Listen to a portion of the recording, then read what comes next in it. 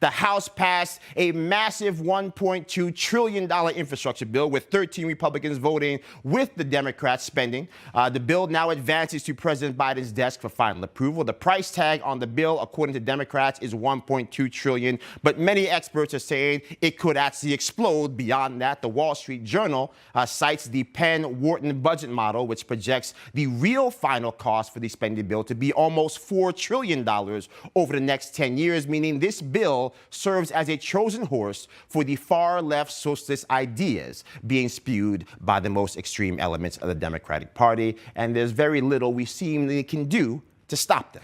Let's bring in former White House Chief of Staff Mark Meadows. He joins us. He's also the author of a few books here. Mark, thank you so much for joining us, Mark. I want to start first by talking about what happened on Tuesday and then on Friday. We saw Winsome Sears and also Glenn Youngkin set the world on fire, and then also at the same time laying rest to an American hero with Colin Powell. Talk to us a little bit about the juxtaposition, that response, but also just how beautiful it is to be in a nation where we can pay honor to somebody like General Powell and also pay homage to the achievements of someone like Winston Sears. Well, listen, Joe, you're exactly right. What happens is the hypocrisy of Congress certainly is something that is evident, but more importantly, the hypocrisy of politics many times. Both of those individuals that you mentioned reached the first, as you would indicate, as Republicans, and yet what we also see is that Winsome, the Lieutenant Governor, Winsome Sears, obviously was almost scorned on the left-wing media for achieving really her willingness to serve the great Commonwealth of Virginia, and certainly a life well lived is one that needs to be honored and continue to be honored. But here's the interesting thing: is when we start to see and start playing politics. When it doesn't look at the content of the character, it looks at the color of the skin, or more importantly, the votes that you cast. It can be very, very problematic, and yet what we saw with what happened in Virginia was a repudiation of the Biden policy, where people were really pushing back, just saying they've had enough of this woke left-wing agenda, and yet we saw 13 Republicans help embrace that here in the last 24 hours or so.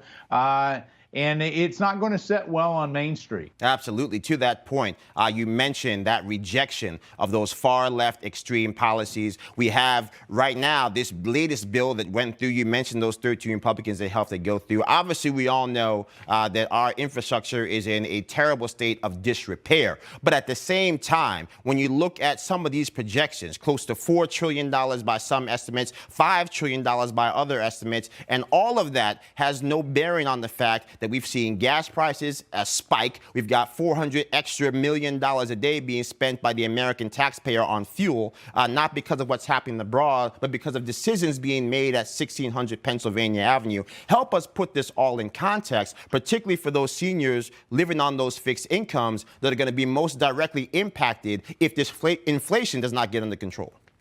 Well, this inflation will not get under control when you start spending, having spending bills being signed into law that where the number starts with a T, trillion, not just even billions. But we continue to put so much money, into the system, and so those seniors that you're talking about, living on a fixed income, they're finding grocery prices higher, fuel prices higher, everything that is essential to really our standard of living higher, if they can find it on the grocery stores with supply chains that are hampered. You've got a real problem. Here's the other thing, and I'll break it down for you. They're passing this bill, and Republicans went along with it. 13 Republicans went along with it. They will not see that money in their district, many of them, because of really the social programs that it's designed to do, and the climate change initiatives.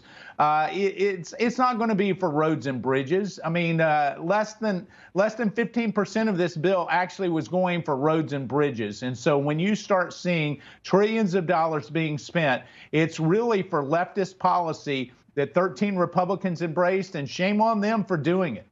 Absolutely. I mean, to that point, we have a collection of engineers across this country say that our roads, tunnels, bridges realistically need close to $20 trillion of investment long term. We also know specifically, if you look at what is actually occurring right now, that many of these points that you brought up are dealing with climate change policies where the actual solutions they have proposed don't actually even achieve what they set out to do.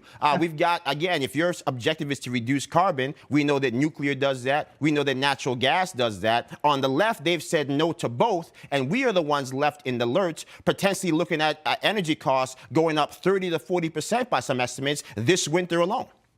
Joe, you're spot on. Now, listen, here's what we see is this is an agenda that was put forth wrapped in dollar bills. And this agenda wrapped in dollar bills will do very little to actually, in fact, it will do nothing to lower fuel costs. It will do very little, if anything, to actually reduce greenhouse gas emissions.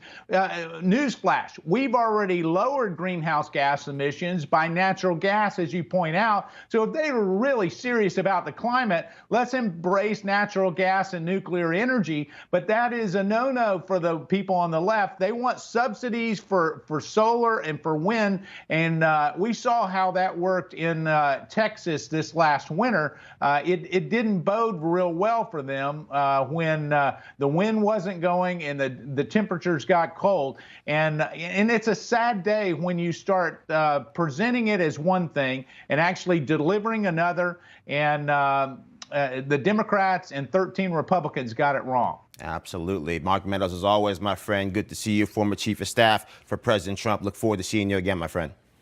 Great to be with you. Thanks so much. All right. And don't forget to check out Mark's book, Chief's Chief, where Mark lays out how, as White House chief of staff, he helped bring the country back from the brink of catastrophe.